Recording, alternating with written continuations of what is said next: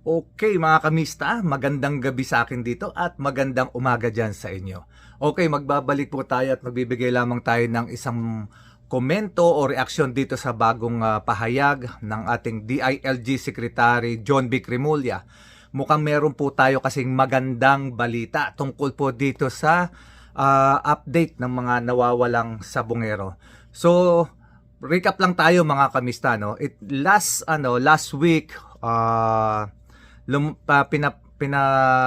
nag-file na po talaga ng kaso ang Department of Justice dito po sa kay Atong Ang at sa 22 po yata nakasama pa niya ng mga pulis at individual para po sa kaso ng kidnapping at pagpatay dito sa mga nawawalang sabongero na nangyari po noong 2021. So mga kamista, alam nyo naman, pagka ganito po kasing naipile na yung kaso at naipasok na sa korte, tinanggap na ito ng korte, naipile na yung kaso, at ang krimen po na kinasasangkutan nila ay tungkol po sa kidnapping, which is non-bailable po yung mga kaso na yan. So, kasama po rin si Atong Ang. At yung mga pulis na sangkot po doon sa krimen na nangyari.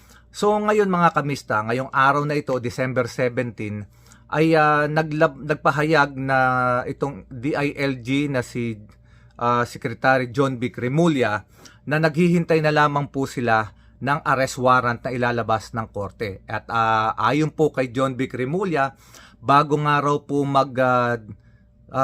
year 2026 o bago po matapos ang taong ito ng 2025, ay maaaring arestuhin na itong si Atong Ang at itong mga kasamahan niya na mga kasangkot na mga akusado na mga pulis at ilang individual. At ayon nga po dito mga kamista ay aabot po sa 33 itong mga aarestuhin na ito.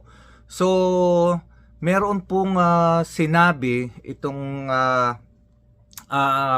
prosecutor na tawag, bubuksan ko lamang po mga kamista, na itong nga raw po, itong paghuli kay Atong Ang ay medyo parang magkakaroon ng konting problema dahil ayon po rito kay Prosecutor General Richard Anthony Padulon, hindi nila malocate ngayon itong si Atong Ang.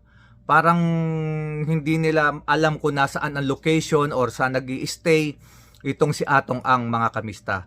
So parang siguro nung nakaraang linggo na ipinasok ng DOJ o isinampa na yung kaso sa korte, ay siguro nagtago na itong si Atong Ang at ang ilan sa kanya mga kasama mga kamista.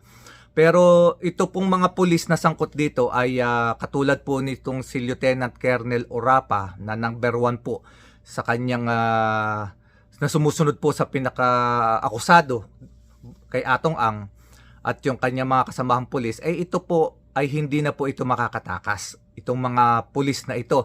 Kasi sila po ay 3 months ago pa ay nasa custody na po sila ng DILG dahil sila pong lahat ay inilagay na sa restrictive custody ng kapulisan ng ating gobyerno, ng DILG, at sila nga po ay nadoon lang sa kampo, hindi sila pwedeng lumabas at sila ay desarmado na at bukod pa nga roon ay sila rin po kasi ay sinampahan din ng kaso sa National Police Commission. Meron din silang mga hearing at may mga kasong dinidinig sa National Police Commission at ang National Police Commission nga po ang naglagay din sa kanila sa 90 days suspension at restrictive custody ng DILG. Kaya po itong mga pulis na sangkot dito, na katulad ni Lieutenant Colonel Orapa, na parang ito yung lumalabas kasi na parang kanang kamay ni Atong Ang sa pag-iimbestiga, at ayon sa kwento ni Julie Patidongan at ng kanyang mga kapatid na si Ella Kim Patidongan, na ito po kasing si Colonel o Lieutenant Colonel Orapa ang siyang lumalabas na team leader ng mga kasamahan niyang pulis upang maglikida o magligpit ng mga tao, ng mga sabongero. Yun po ay ayon sa kwento ayon po sa ibinigay na salaysay, written testament, affidavit nitong si Julie Patidongan at nitong kanyang kapatid na si Ella Kim Patidongan. At kung matatandaan nyo mga kamista, akin pong nabanggit before na ito nga pong si Ella Kim Patidongan at itong si Julie Patidongan ay nag-a-apply ito ng witness protection program para kasi sila yung witness dito, whistleblower, sila yung nagpapatunay sa krimen na nangyari laban dito kay Atong Ang. At last week din po, finally, ay inapprove na po yung kanilang application. Yung application ni Julie Patidongan at ng kanyang mga kapatid, si Ella Kim Patidongan. At yung isa pang kapatid, nakalimutan ko lang yung pangalan, bali 3 sila, ay nasa witness protection program na po sila ng gobyerno. So ito po ngayon ang kinakaharap na dilema o problema ngayon dahil nga po siyempre ang hustisya sa atin kasi sa Pilipinas ay by process. Hindi ito po pwedeng shortcut, which is yun naman po ang tama talaga. Kinakailangan kasi para hindi ka ma-technical kasi magagaling din po ang abogado na humahawak dyan kay Atong Ang. Sabi nga ni Justice Remulla before, o yung dating Justice Remulla, Boying Remulla, ngayon ay Ombudsman Boying Remulla, ay hindi nga po pwede na hadaliin o basta-basta shortcutin yung proseso ng pagsasampa ng kaso at pagkuha ng mga ebidensya. Kasi mga kamista, alam tayo ay naiinip, o totoo yan, nakakainip ang pag-iintay. Naghahanap tayo ng hustisya, gusto natin ng mabilis na aksyon, pero ang procedure po kasi kinakailangan ay masinsin, masinop, kinakailangan maayos kasi po pag dumating na po sa hukuman, yan po ay labanan na ng ebidensya at ng mga magagaling na abogado na kahit po gaano katibay pa ang ebidensya mo, ang kabilang panig na mga lawyer na Atong Ang ay siguradong hahanap at pipilitin lang humanap ng technicalities para po mabasura lamang ang kaso. Kasi sa technicalities, pagka meron po mga ebidensya dyan na hindi dapat makasama dahil sa parang ipinilit lamang, o may ebidensya naman na parang ang sinasabi nila yung tinatawag na may parang nakorap na yung ebidensya, technical po yan, maaaring mabasura ang kaso or ma-acquit ang salarin. So, kinakailangan po talaga ang prosecutor ay maghanap ng matitibay na ebidensya at sapat na ebidensya para maipakulong niya itong grupo ni Atong Ang. At ang isang mabigat ngayon dito ay medyo nawawala po yata, hindi malocate kung nasaan po itong si Atong Ang ayon po sa General Prosecutor na si Mr. Padulon. Ito lang naman ang komento ko doon sa nangyaring yan. Ito lang naman ang aking reaksyon. Bakit? Kasi pagka ganitong mga high profile case, dapat whether dahil may tumatakbo namang kaso ay siguro dapat ang government meron din silang mga special agent na sumusubaybay sa mga taong ito na alam nila na may malaking pera, malalaki ang impluwensya, na kayang-kaya nilang umiskierda o tumakbo anytime.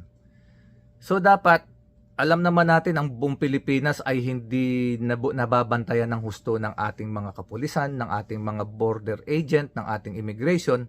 Ang dami pong butas ng ating bansa para makalabas backdoor yung mga taong may mga kasalanan. Nangyari na po yan, katulad nito kila Alice Guo, nakatakas yan dati. Nag-backdoor yan. Si Harry Roque, nag-backdoor din yan. So talagang siguro it's about time na pagka may mga ganitong high profile case na hindi pa naikukulong yung tao na inaakusahan, siguro it's about time na meron dapat tayong mga special agent o mga person from the Department of Justice na nagsusubaybay sa mga katulad ng kaso nitong kay Atong Ang, at sila ang nagmo-monitor kung saan pumupunta si Atong Ang para in case na katulad nito na naghihintay na lamang ng paglabas ng warrant of arrest ang ating gobyerno para sila ay dakpin, hulihin at ikulong para po sa prosecution po, ay alam kaagad kung saan sila makikita at kung saan sila malalambat o madadapot. Yun lang naman ang ating reaksyon dito kasi ang tagal nating nag-intay, ang tagal ng proseso, pagkatapos yung pala, tatakasan lang tayo ni Atong Ang, magtatago, maghihintay na naman tayo kung saan na naman tayong ang gobyerno natin, kung saan na namang agency maghahanap ng tulong para maibalik sila sa Pilipinas kung saan man sila pumunta. Ang masakit pa nito mga kamista, maraming pera tong si Atong Ang. Kayang-kayang pumunta nito sa mga bansa na wala tayong treaty para maipa-deport sila pabalik ng Pilipinas. Yun ang masakit nun. Kasi hindi naman po lahat ng bansa kasi ay meron tayong mutual treaty na po pwede nilang nating ipakiusapan ng kanilang gobyerno, damputin nila at i-deport papunta balik ng Pilipinas ang mga taong nagkasala sa ating bansa, sa ating bayan o may mga kaso sa ating bayan. So yun lang po mga kamista at pero magandang magandang balita para lalo na po do sa mga sabungerong nawala, pinatay at sa pamilya ng mga nawalang sabungero. At ganun din po siyempre sa mga taong bayan na nag-iintay ng solusyon ng outcome ng mangyayari kasi dito natin malalaman kung ang isa bang katulad ni Atong Ang na bilyonaryo na kung talaga mapapatunayan nagkasala at mabibigat na ebidensya ay talaga bang maikukulong. Yun kasi ang malaking katanungan kasi marami nagsasabi nga, 'di ba? Mahihirap ang kalaban. So, at yung kalaban naman ay napakaraming pera at maimpluwensya. So, nandito yung pinag-uusapan na naman na iba yung batas at iba ang hustisya pagka sa mayaman at sa mahirap. Doon pumapasok na naman yung mga ganyang isipin ng mga ordinaryong mamamayan, which is hindi naman natin masisisi kasi maraming ng kaso na nangyaring ganyan dati na pagka mahirap ka, diretso ka naman sa kulungan, pero pagka may pera ka, hindi ka dinadampot agad. Yun ang masakit na katotohanan mga kamista. At tungkol naman po rito sa mga pulis, ang kagandahan na lang nito, yung mga sangkot na pulis dito ay sila ay nasa custody na ng DILG, nasa restrictive custody sila. Hindi na tayo maghahanap doon, hindi na maghahanap ang gobyerno kung nasaan sila. Sila ay diretso nang ililipat na ng detention center pagka ganyan. Pero syempre dahil high profile yung case na yan, ililipat siguro yan sa medyo safe sila na hindi sila tawag dito. Kasi marami ring may galit dyan. So kailangan masiguro din ng gobyerno na safe ang paglalagyan nila. So ngayon mga kamista, mag-intay na lamang tayo ng magiging resulta at patuloy nating subaybayan itong kaso ng mga missing sabungero para malaman natin talaga kung ano mangyayari dito. Matagal na tayo naghihintay dito. At yung iba dyan, nagsasabi, missing sabungero na naman. Dapat daw unahin flood control, yung skandalo ng flood control. Alam nyo mga kamista, kung pwedeng pagsabayin dahil parehas yan na interes ng ating bayan, ng interes ng ating mamamayan. Ang malaman ba kung talagang may mananagot diyan sa missing sabungero at diyan sa flood control? Dahil alam ko hanggang ngayon, December 15 na, yung pangako na may makukulong daw na mga big fish, December 17 na, wala pang dinadampot. Magdasal na lang tayo na talagang merong managot. Na sana nga, meron talaga. Mga kamista, hanggang dito na lamang at hintayin natin ang panibagong update at babalik po ako sa inyo pag may nalaman ako. Mag-uulat uli ako sa inyo kasi karamihan ng mga subscriber ko rito talagang sila yung sumubaybay dito sa missing sabungero. At ganoon na nga po mga kamista. Mag-iintay na lamang tayo magmula ngayon kung kailan yung first hearing. At siyempre bago mangyari yun, sana talaga matagpuan din nila kung nasaan si Atong Ang. Kasi pag nag-serve ng warrant of arrest, they need to find him. They need to get him, they need to put him in jail para patas ang laban at patas ang timbangan ni katarungan. Kailangan yung timbangan patas yan. Kailangan talaga pag lumabas ang warrant of arrest, dampot siya, punta siya sa kulungan. At sana ang kulungan na puntahan niya ay yung kulungan din na pinupuntahan ng mga ordinaryong Pilipino para makita naman natin na patas talaga ang hustisya sa ating bayan. So mga kamista, maraming po salamat, at sa mga hindi ko pa subscriber, salamat po sa panonood ninyo. Ang hinihiling ko na lamang, kung pwede po sana mag-subscribe kayo, paki-like and share na rin po mga kamista. At marami po tayong pinag-uusapan dito, hindi po lamang politika, yung mga importanteng nangyayari din sa ating bayan. At darating po ang panahon mga kamista, yung mga subscriber ko, dadalhin ko kayo sa isang mas magandang vlogging. Yung lahat tayo makakatulong. Maraming salamat mga kamista. Hanggang sa muli, at sa mga kapatid nating Muslim, Assalamualaikum. God bless us all.